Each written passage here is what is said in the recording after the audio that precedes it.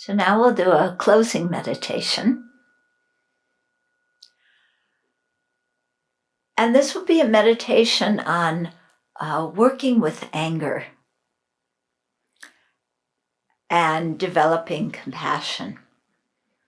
Usually, when they talk about this topic, they recommend starting with developing love and compassion for people that you're not attached to, not angry with, who are not strangers, but people who you respect and you wish something well for them.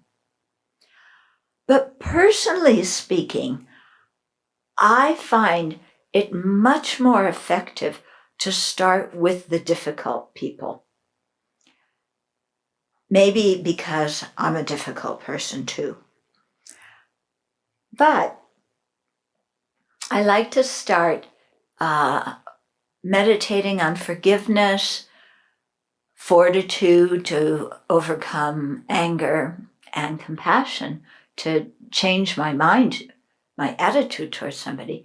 I like to start with the people I have the most difficulty with, because there the meditation really has a strong effect.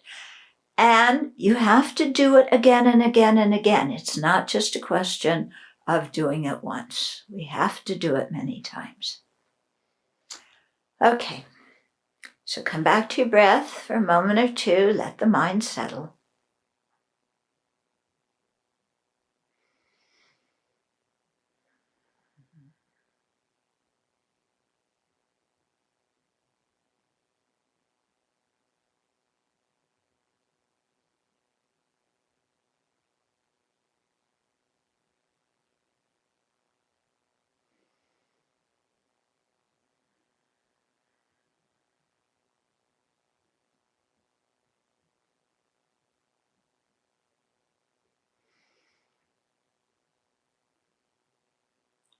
Then begin by thinking of somebody who you really don't like. It could be somebody you know who has harmed you directly. It could be somebody you don't know, maybe a politician or a CEO, or it could be somebody you met briefly, somebody you went for a job interview with who didn't hire you, somebody who charged you too much at a store. Just think of somebody that really drives you crazy when you think of them.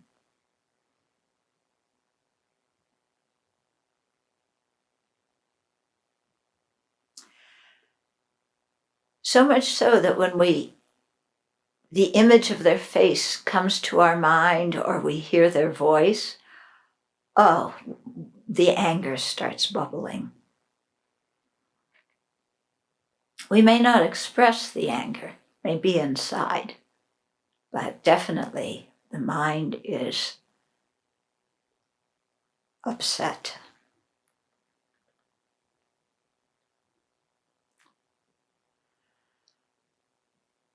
Now remember that person who you're imagining right now in front of you, who has harmed you so much, or you disagree with so strongly. Remember that they always haven't been who they are now. In other words, they were once a baby in this life. So imagine that person when they were a baby. And we always think babies are cute. And we always just rejoice when babies smile, when they take their first step, when they say their first word. And remember that person that you can't stand was once an adorable baby. And imagine them like that.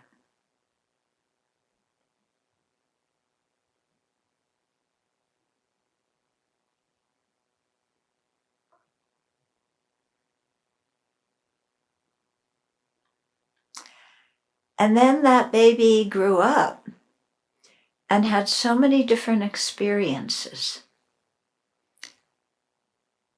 And they picked up certain ways of doing things, certain attitudes, certain behavior from their family and from the group they grew up in, the community they grew up in, even from the country and the culture where they were raised. So imagine being that person and think of what are the factors that you encountered as you were growing up that shaped you and how you believe, how you think. So remember that we are conditioned beings. We are influenced by our family, by our environment, by our culture. And so imagine being that person growing up in that family, in that culture, in that country, in that group. And how would you have learned to think? What kind of personality characteristics would you have developed? What kind of beliefs would you have if you had grown up as that person had grown up? So think about that.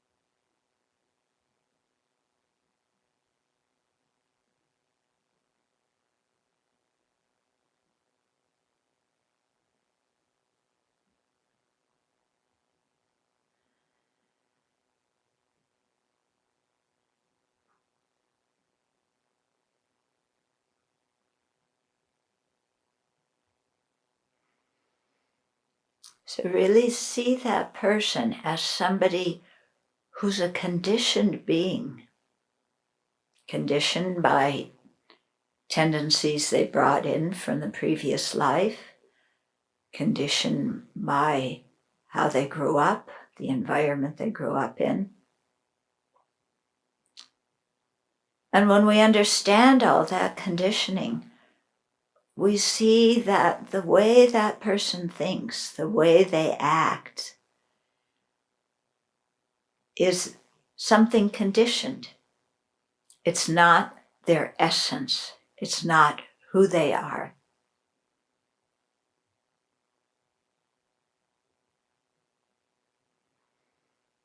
And furthermore, just like us, they think that their conceptions, their views, their emotions are the correct ones, are the right ones. So they're just like us in that way, even though we may have different beliefs or views. But the underlying thing of my vision of how the world is the best one. That we share with them, even if our visions are different.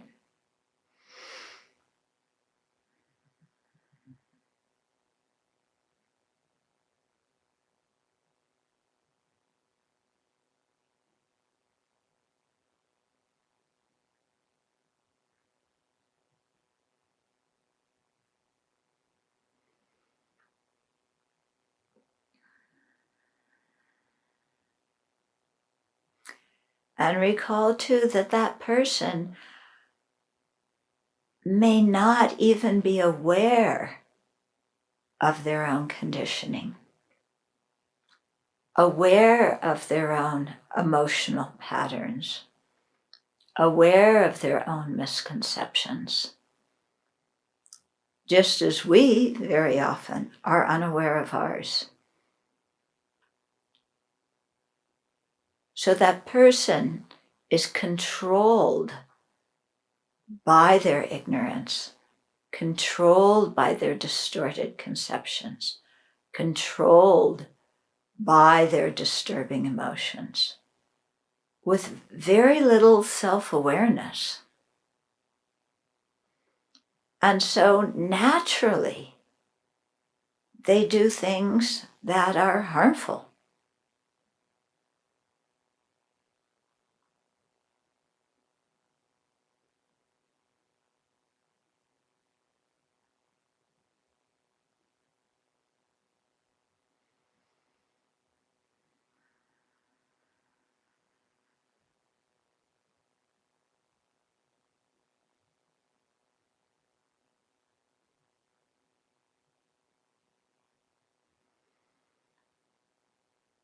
But beneath all of that,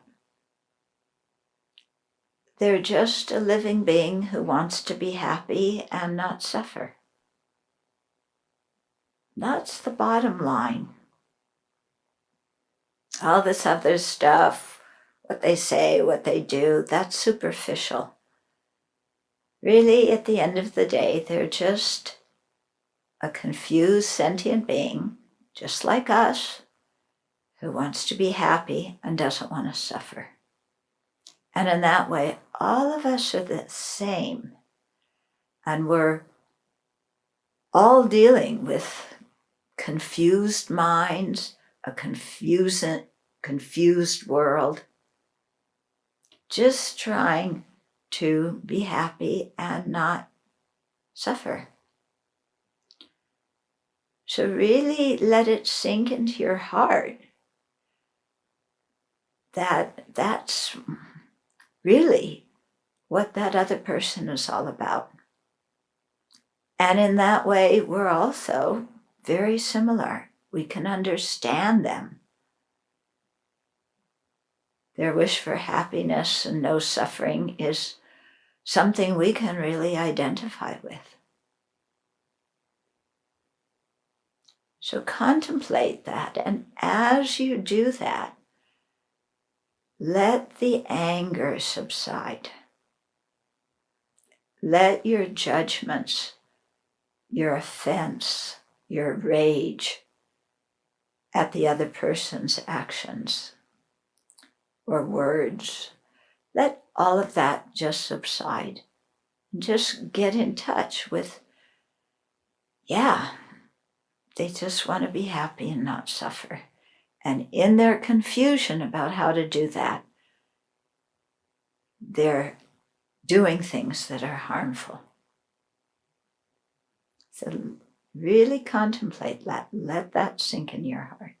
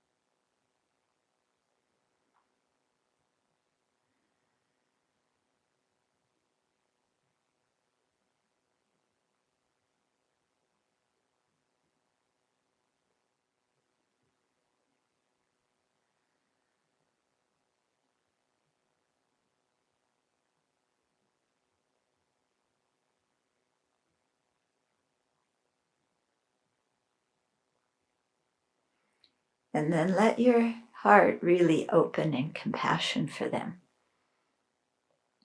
Compassion is the wish that living beings be free of suffering and misery,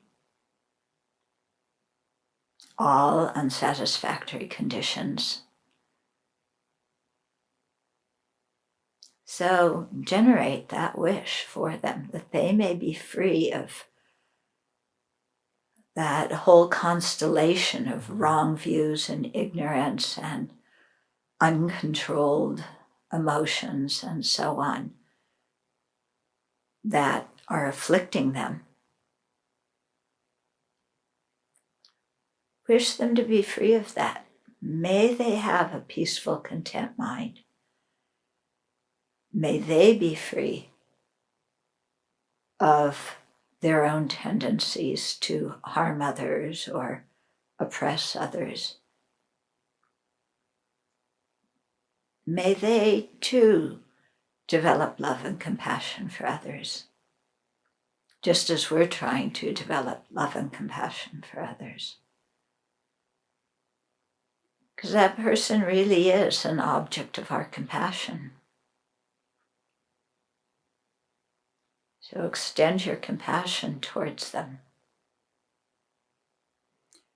Forgive them for what they've done. You don't need to forget it, but you can forgive, which means that we stop being angry.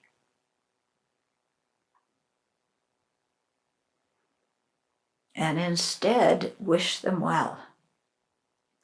And well means that they are free from all that corrosive conditioning they received when they were young, that they're free from ignorance, from distorted conceptions, from disturbing emotions, and that they can develop their good qualities and use their good qualities to benefit the world. May that come about for that person.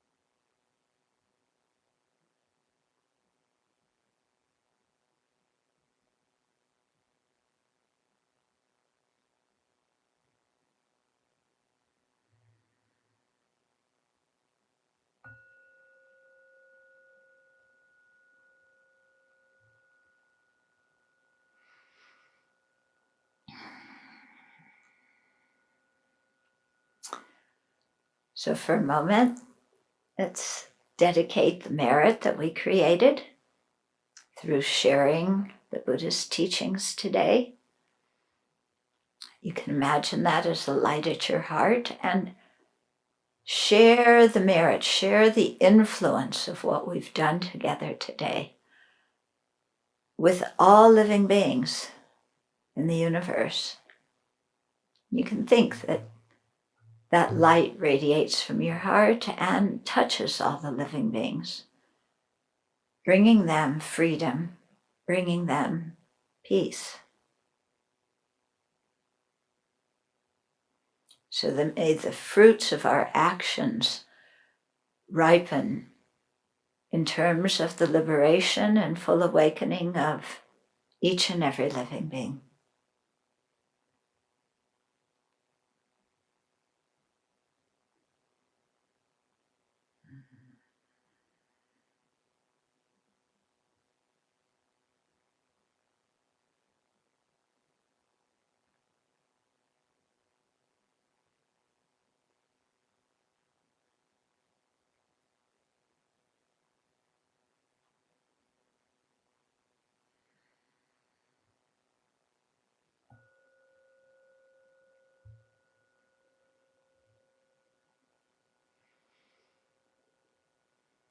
Okay.